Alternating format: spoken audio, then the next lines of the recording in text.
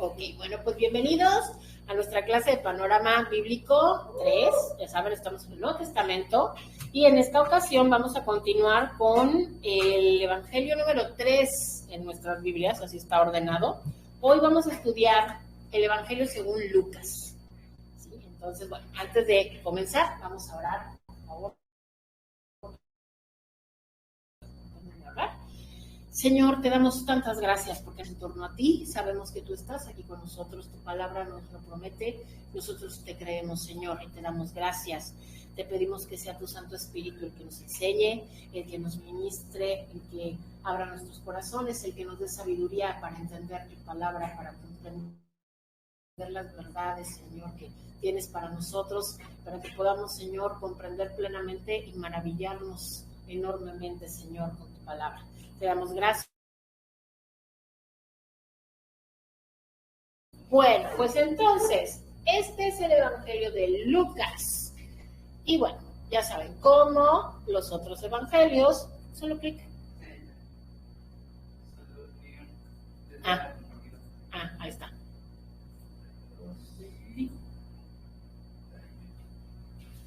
No se compartió. Checa cuál es, porque veo que tienes 3. Hacer eso.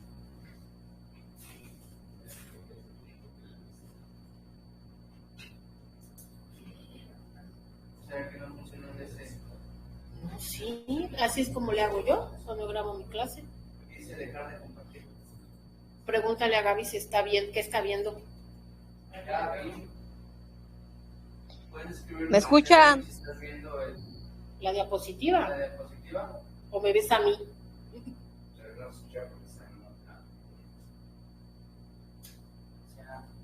Que vea a Alma.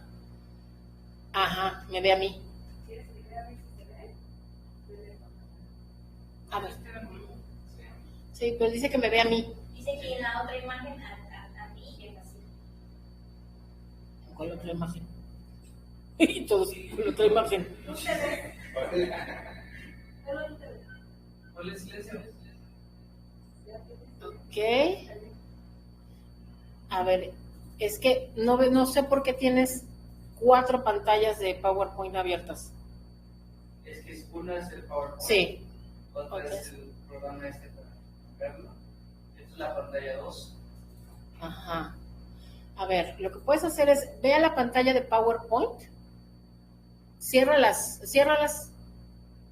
otras, ándale, y vuelve a Parte esta. A ver, ahí está. Ahí abajo. Ajá. Ahí abajo.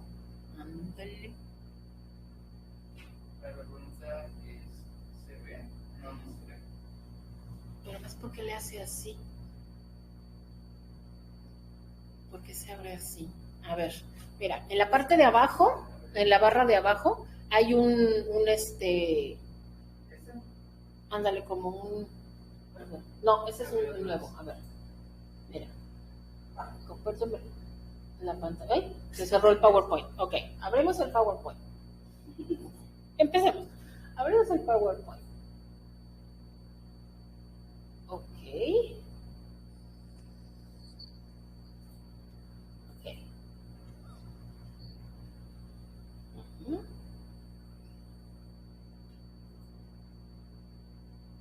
entonces, a ver, abre el PowerPoint y le picas aquí abajo, mira, aquí, ahí,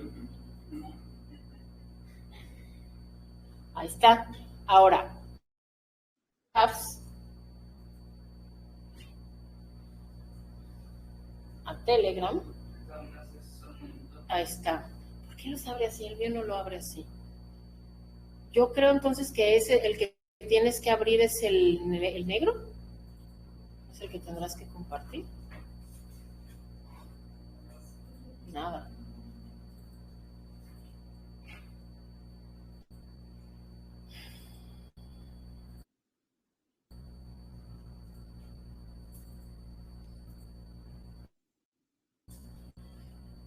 Ahí está. Lo logramos.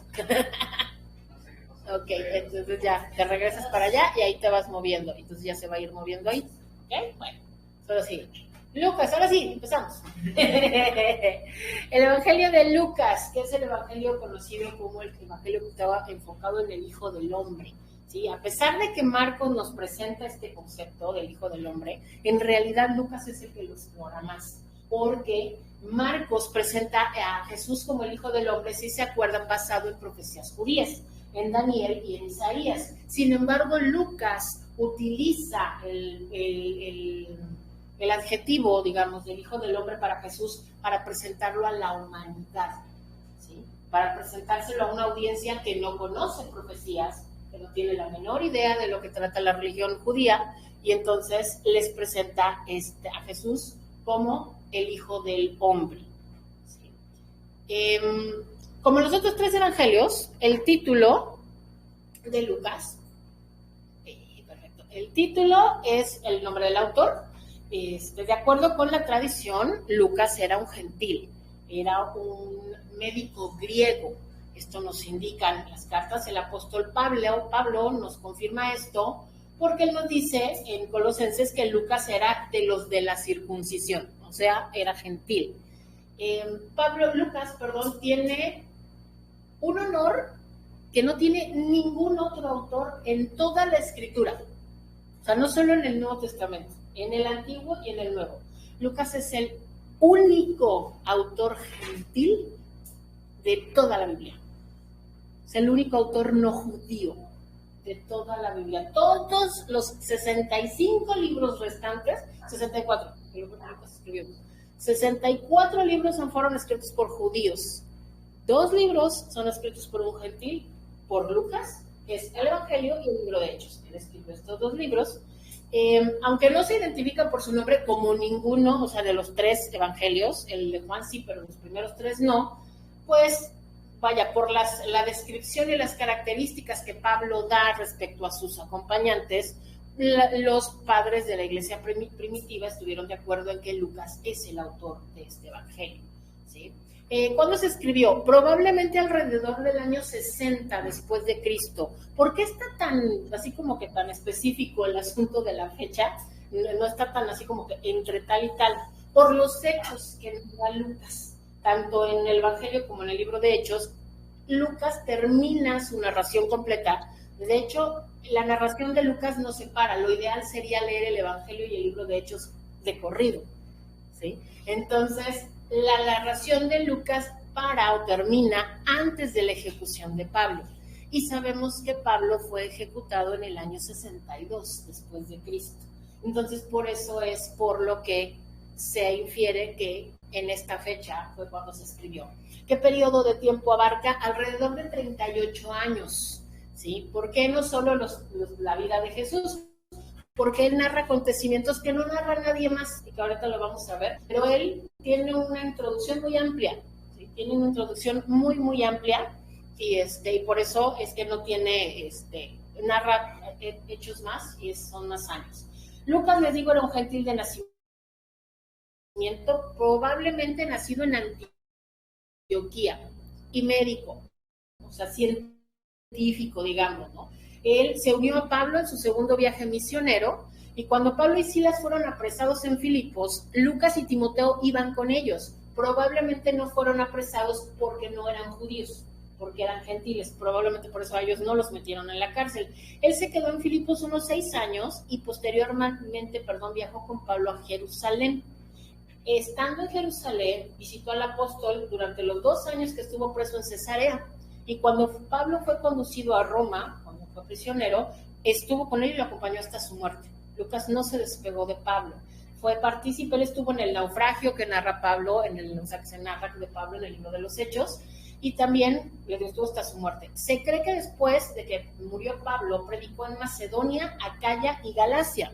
Según la tradición griega, él fue martirizado junto al apóstol Andrés en Patras, Acaya, alrededor del año 85. El emperador Constantino, que como ya vimos, es el emperador que convirtió al cristianismo en la religión de Estado y que hizo que ya de pronto ahora sí que por decreto ya todos eran cristianos. Él trasladó los huesos del apóstol Lucas, del evangelista Lucas, a Constantinopla en la época de las cruzadas y después se los llevaron a Padua, en Italia, donde permanecen actualmente, en la iglesia de Santa Justina, con excepción de su cráneo. Ay, de veras, qué cosa con esto. Con excepción del cráneo, porque el cráneo fue trasladado en 1354 a Praga, a la Catedral de San Vito, por órdenes del emperador Carlos IV. Solo la cabeza. Lo mismo que Marcos, ¿se acuerdan? Los huesos están en un lado y la cabeza está en el otro. Bueno, pues a Lucas le pasó lo mismo, a su cuerpo le pasó lo mismo. Su contacto, tuvo gran contacto con Pablo, evidentemente, pero también con otros apóstoles y otras personas como Felipe, Timoteo, Silas, Marcos, Bernabé y Santiago, por lo que esto le permitió recolectar una gran cantidad de información. Y según la tradición, conoció a María, la madre de Jesús, por lo que nos explicaría por qué es el evangelio que narra más hechos previos al nacimiento de Jesús.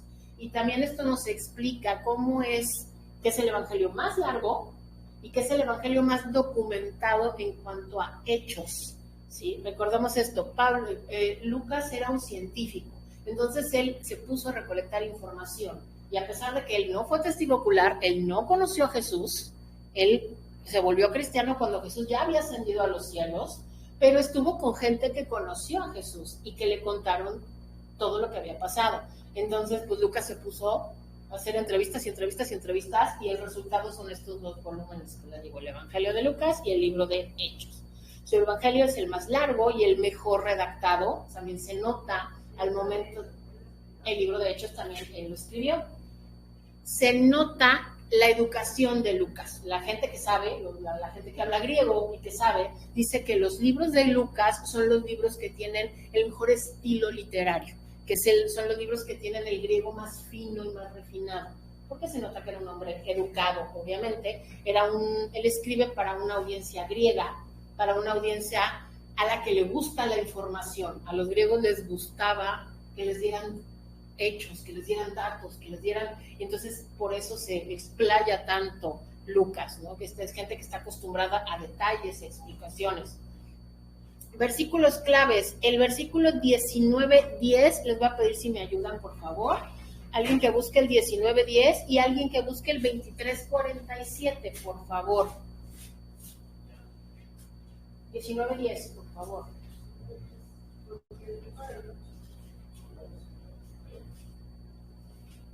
Porque el Hijo del Hombre vino a buscar y a salvar lo que se había perdido.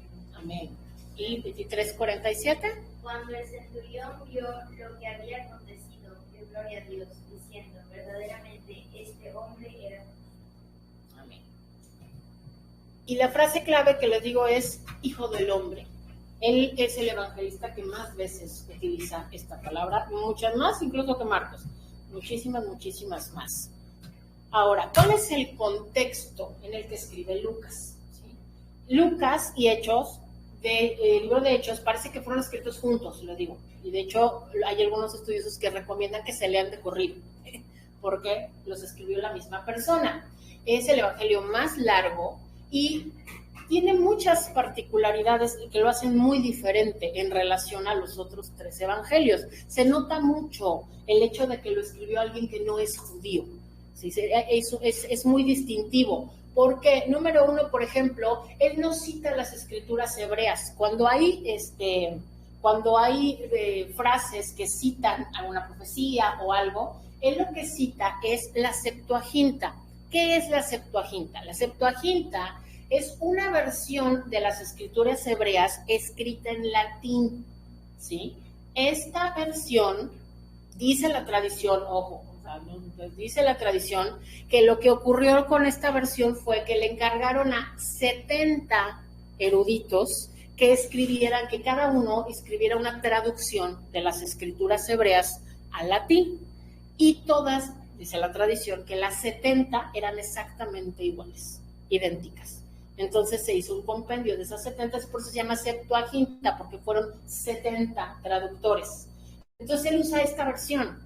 ¿sí? No usa las escrituras hebreas, lo que nos da a entender que él no hablaba hebreo, él no entendía hebreo, entonces no las usa, ¿sí? Les decía yo, como escribió estos dos libros combinados, los dos libros están dedicados a un tal Teófilo. No tenemos la menor idea de quién era Teófilo, no se vuelve a repetir este nombre. Este nombre aparece solo 2 veces, al principio del Evangelio de Lucas y al principio del Evangelio del libro de Hechos, ¿sí? No sabemos absolutamente nada de él. Algunas personas piensan que probablemente Teófilo era un noble romano, porque cuando empieza el Evangelio de Lucas le dice excelentísimo Teófilo. Entonces piensan que a lo mejor pudo haber sido de esta gente que se convirtió, pero de los que pertenecían a la casa de César. ¿Se acuerdan que Pablo en sus cartas dice, les mandan saludos los de la casa del César? ¿Sí? Recordemos que Pablo tuvo la oportunidad de evangelizar a jóvenes nobles y entonces el evangelio empezó a entrar a la casa del emperador. Entonces probablemente Teófilo era parte de esta familia, ¿sí? Pero pues no sabemos nada más de Teófilo. El estilo de Lucas, les digo, es un autor académicamente preparado y culto, es el único escritor gentil en todas las escrituras. Entonces, ¿qué pasa? Que él identifica lugares que habrían sido conocidos para los judíos y entonces da referencias para alguien que no es judío o que no conoce Palestina pueda entender de lo que están hablando. Usa generalmente terminología griega en lugar de nombres hebreos. Por ejemplo, él habla de el Calvario en lugar del Gólgota, ¿sí? El nombre es el mismo, pero Calvario es el nombre griego, Gólgota es el nombre hebreo. Entonces él usa los nombres en griego para que más gente lo entienda, ¿no? Él también, por ejemplo, en otros evangelios se usan algunos términos judíos, hebreos, como Abba, como Rabí, como Osana. Lucas no los usa, o usa alguna equivalencia griega, pero casi no los usa. Pero Rabí usa maestro, porque pues no, les digo, alguien que no es hebreo no va a entender el contexto de la palabra, ¿no? Ahora, se cree que este fue el último de los evangelios sinópticos. ¿Se acuerdan los 3 primeros que son sinópticos? Porque se parecen mucho, por eso se llaman así. Parece ser que este fue el último y que Lucas utilizó los evangelios de Mateo y Marcos como base para empezar a escribir el suyo. O sea, ya tenía una información de base y con las entrevistas y con la investigación, entonces completó todo su volumen, ¿no? Le digo, tuvo acceso a gente que conoció a Jesús, tuvo acceso a los líderes de la iglesia primitiva, tuvo acceso a información privilegiada, de primera mano y además privilegiada. Entonces, vaya, pues esto fue lo que no. Y Lucas, más que cualquier otro escritor de los evangelios, subraya el espectro universal de la invitación del evangelio. Él retrata a Jesús como el Hijo del Hombre, rechazado por Israel y después ofrecido al mundo. ¿Sí? O sea, él les dice, miren, era para ellos, ahora es para todos nosotros. ¿Sí? Ok. ¿Cuáles son las divisiones? Les digo, nos vamos a ir en cuanto a las divisiones un poquito más rápido porque pues, la historia es la misma en todos los evangelios. El libro de Lucas lo podemos dividir en 5 porciones, en 5 partes. El primero sería el preludio al ministerio de Cristo o la introducción, digamos. Esto es del capítulo 1 al capítulo 4. Y lo que tiene de particular y de extraordinario estos primeros 4 capítulos es que están llenos de información que no aparece en ningún otro evangelio. Porque aquí es donde se narra la visitación a María, en donde se narra el embarazo de Elizabeth, pero se narra también los acontecimientos con Simón y con Ana en el templo, se narra la infancia de Jesús, ¿te acuerdan el evento del templo cuando se les pierde? Se narra toda la cuestión de Herodes y que van a matar a los niños, o sea, toda la información que tenemos de antes de que naciera Jesús, de María, de José, de Elizabeth, de Zacarías, del templo, está aquí, en estos 4 capítulos, y esto no aparece en ningún otro lado. ¿Sí? En ningún otro lado aparece. Ahora, también hay una cuestión importante. Aquí, Lucas nos da la genealogía de Jesús. Él también se dedica a escribir la genealogía de Jesús, pero a diferencia de Mateo, que se para en Abraham, porque Mateo lo que le interesaba era demostrar que Jesús era un judío de la casa real, demostrando que descendía de David y que descendía de Abraham, Lucas se va hasta Adán. Lucas se va hasta Adán para demostrar que Jesús es el Hijo del Hombre, que Jesús desciende de ese primer hombre por el cual entró el pecado y ahora es este Adán el que viene a redimir el pecado. Entonces, por eso se va hasta allá, ¿sí? La segunda división del libro, pues, es el ministerio en Galilea. Les decía yo, los evangelios sinópticos se centran básicamente en la actividad de Jesús en Galilea, mientras que Juan se centra en Jerusalén. Está el comienzo de su ministerio, el llamamiento de los discípulos, y vaya, ahora sí que todos los 3 años que Jesús, los 3 años y medio que anduvo Jesús, haciendo cosas, están en esta parte que es del capítulo 4 al capítulo 9, final del capítulo 9. La parte 3 es el viaje a Jerusalén. Jesús ya se dirige para allá porque sabemos que viene la semana de la crucifixión, de la pasión. Entonces es el viaje a Jerusalén y los eventos que pasan en Samaria, en Betania, en Judea y en Perea. Pues aquí está aquí pasa lo de Lázaro y María y Marta, todas estas cuestiones están en esta parte del libro. Después la parte 4 es la semana de la pasión, son los eventos desde la entrada triunfal, todas las enseñanzas de Jesús en Jerusalén, y pues el arresto, su juicio, la crucifixión y el entierro de Jesús. Y el capítulo 24 es la parte final y es la consumación del ministerio de Cristo, porque aquí tenemos la resurrección, pero además aquí Lucas nos da eventos que sucedieron después de la resurrección, que no se mencionan en otros lados. Por ejemplo, los viajeros del camino a Emaús. Es el único lugar en donde se menciona esta cuestión, porque aquí Lucas nos está mostrando que Jesús no solo se le apareció a judíos después de haber resucitado, que no solo se le apareció a sus apóstoles, que se le apareció a muchas personas, entre ellos estas personas que ni siquiera se registra su nombre, ¿no? Pero tenemos estos eventos y la ascensión de Jesús, ¿no? Ahora, en este punto, pues sí, cuando ya, obviamente, al terminar de ver todas estas divisiones, decimos, pues como que son iguales, pues sí son iguales, la información es la misma, pero además, les digo, el Evangelio de Lucas es básicamente 60% del Evangelio de Marcos, se reproduce en Lucas, y el de Mateo también, ¿sí? Porque parece ser que usó estos evangelios como base, ¿sí? Los usó como base y amplió la información. Entonces Lucas, digamos que utiliza los evangelios de Mateo y de Marcos como para poder suplir toda esta parte de información que se refiere a profecías y a conocimiento judío que él no tenía, porque él no creció en este mundo, no entendía este mundo. Entonces dijo, bueno, ellos ya escribieron de esto, pues agarramos esto, yo para que me complico la existencia, agarramos esto y ya de aquí partimos, ¿no? Ahora sí, vamos a ver qué particularidades tiene el libro de Lucas, el Evangelio de Lucas. Número 1, Lucas nos muestra que Jesús es para todas las personas, incluso los marginados. Sí, les digo, Lucas nos presenta a Cristo como el Hijo del Hombre. Este título aparece 26 veces en el Evangelio de Lucas y nos lo presenta como la respuesta a las necesidades y la esperanza de la raza humana. Es alguien que vino a buscar y a salvar a los pecadores perdidos. Entonces, Lucas resalta que el ministerio de Jesús a los marginados y a los rechazados, ojo, no es decir que los ricos y poderosos no se pueden salvar, porque de repente hay gente que llega a ese extremo, que como Jesús habla tanto de los pobres y de los marginados, pareciera que ser rico es pecado y que no tienen derecho a la salvación. No es así.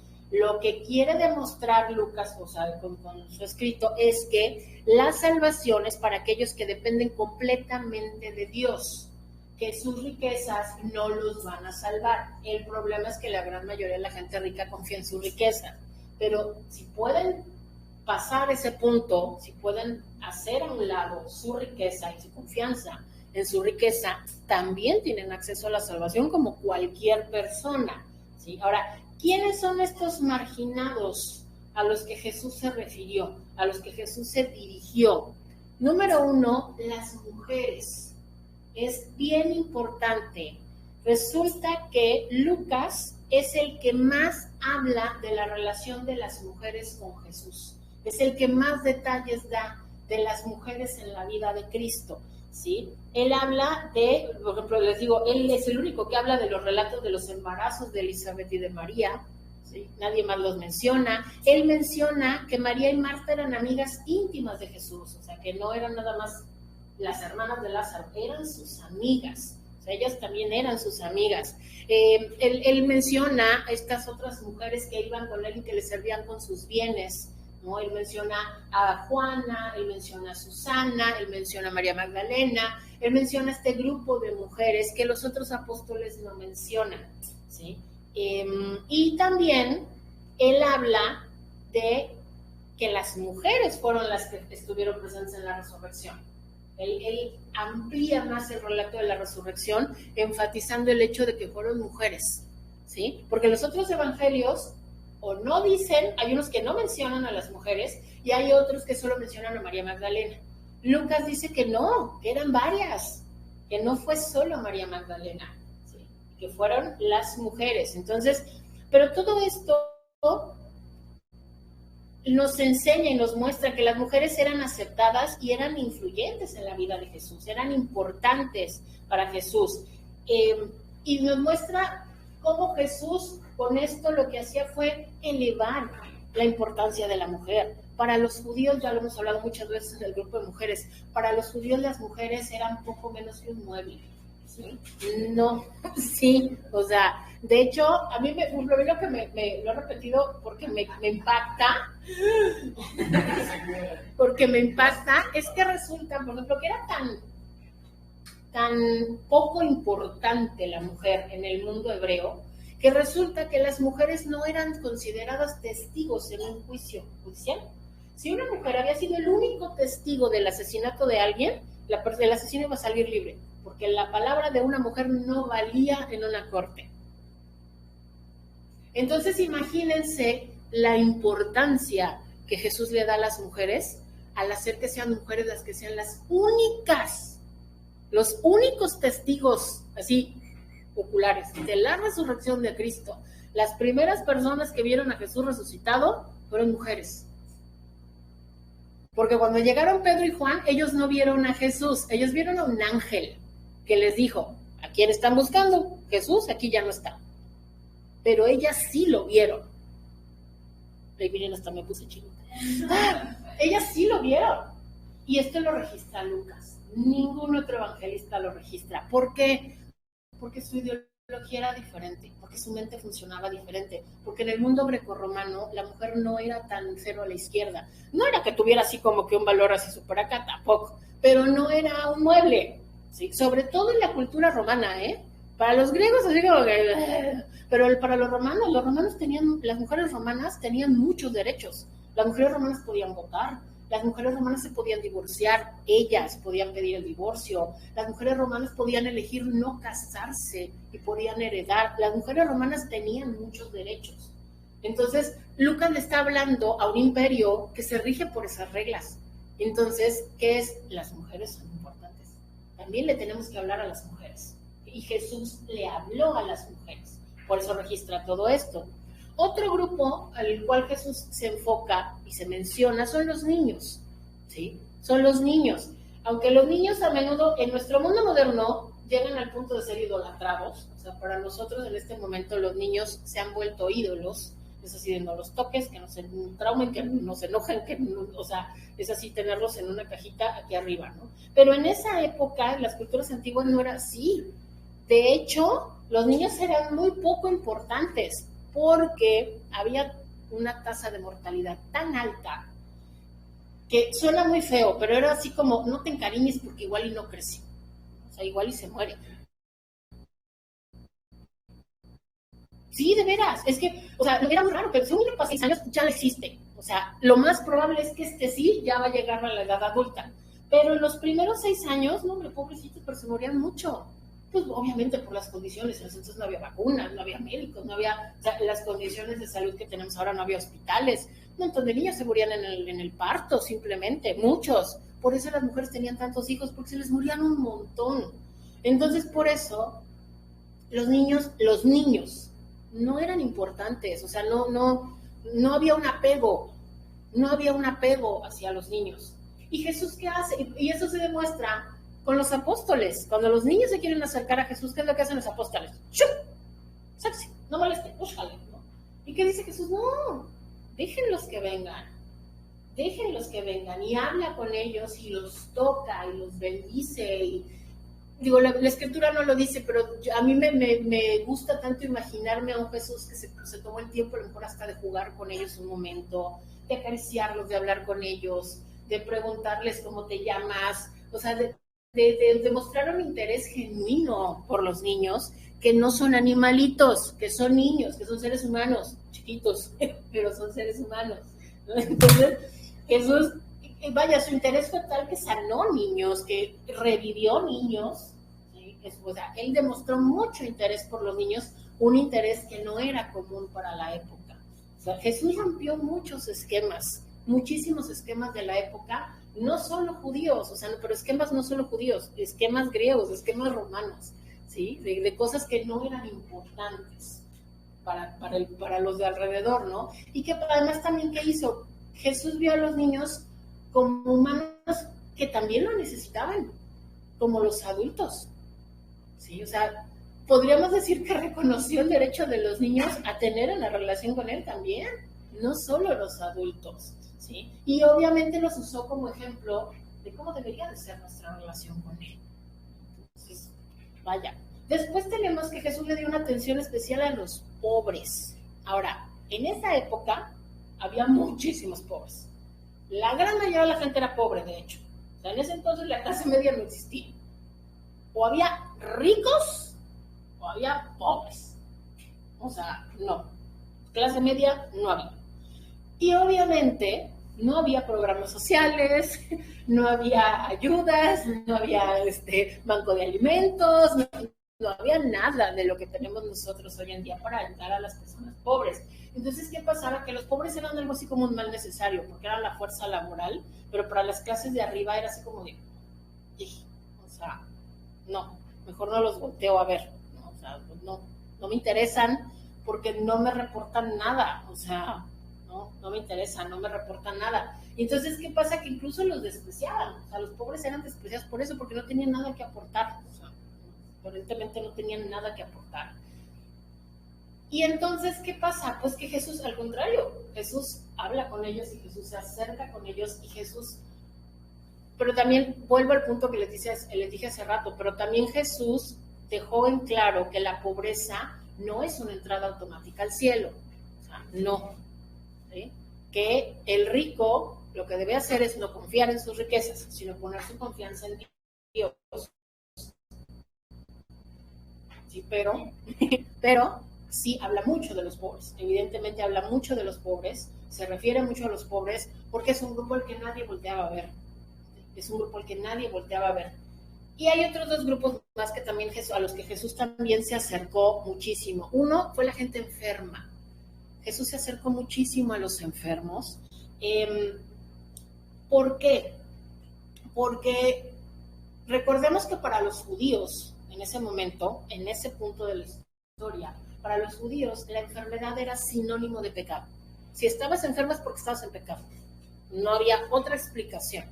Por lo tanto, yo no me voy a relacionar con un pecador obvio, ¿no? O sea, si está enfermo es que evidentemente es pecador. Entonces no me voy a relacionar con un pecador obvio, ¿sí? Y Jesús se acercó a ellos. Y se acercó a ellos al punto, por ejemplo, de que cuando sanó a los leprosos, cuando sale en Lucas 5, que sana a un leproso, la Biblia nos dice que de hecho tocó al hombre. Algo que para un rabí no hubiera sido impensable. O sea, no solo para un judío, para un rabí, para un maestro, es que un rabí ni siquiera se le hubiera acercado, mucho menos lo hubiera tocado, porque era impuro, o sea, se iba a contaminar.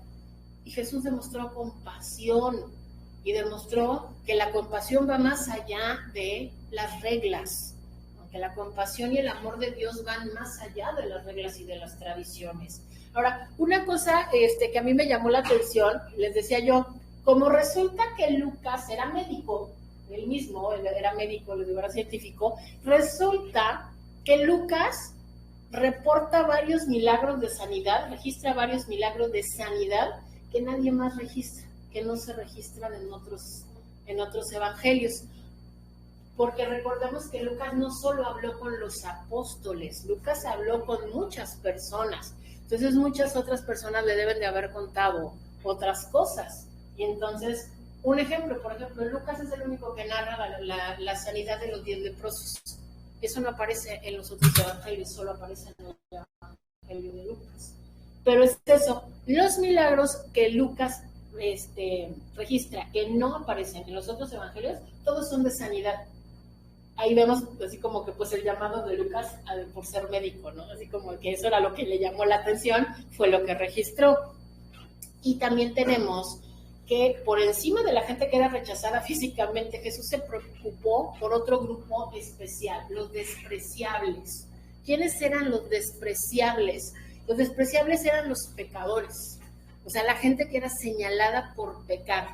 Y Jesús tuvo compasión por ellos y comió con ellos y se reunió con ellos e incluso usó a uno como uno de sus apóstoles. Recordemos que en esa época ser recolector de impuestos era horrible. La gente pensaba que eran tramposos y que eran traidores. O sea, era la personificación del pecado, era un recaudador de impuestos.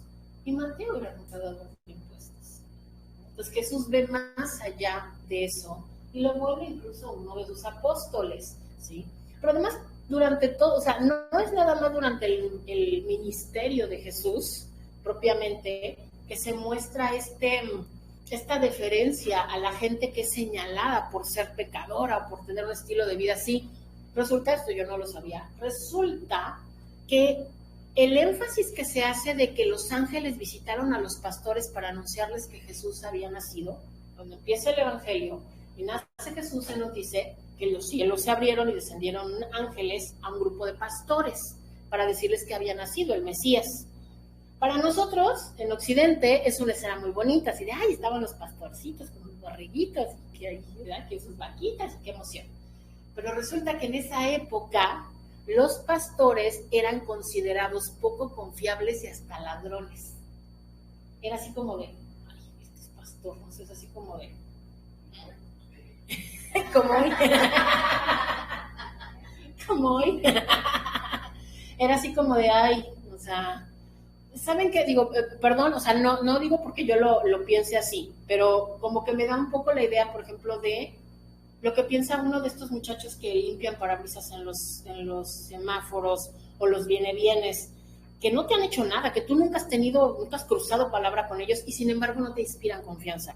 Porque la gente dice que son ladrones, la gente dice que son malvivientes. Ese era el concepto que tenían de los pastores en esa época. A esa gente es a la que se le reveló el coro celestial para decirles que había nacido el Mesías. No a los fariseos, no a los doctores de la ley, no a los sacerdotes, a un grupo de tramposos. Entonces Jesús se acerca a esta gente, ¿sí?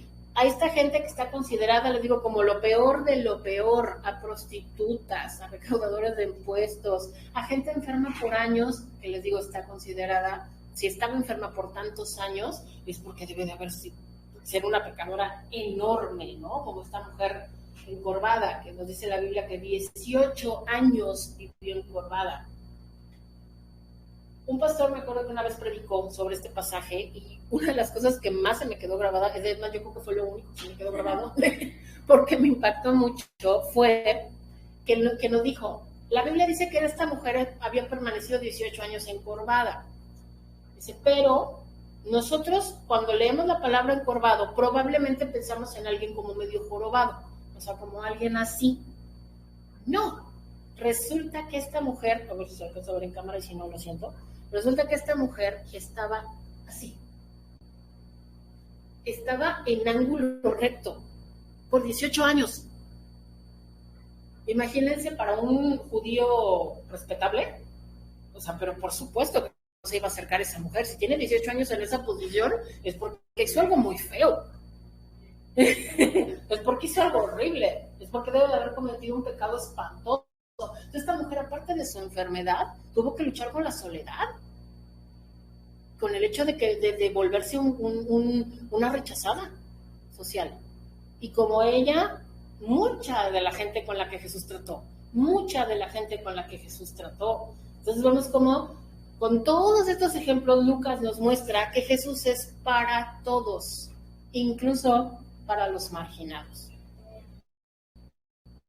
Bien, ¿qué otra cosa nos enseña Lucas? ¿Qué otra particularidad vemos en el Evangelio de Lucas? Lucas nos enseña que la salvación de Cristo no tiene límites étnicos o geográficos. ¿Por qué? Porque Lucas es de los evangelios sinópticos, o sea, de estos tres que se parecen mucho, Lucas es el que resalta el hecho de que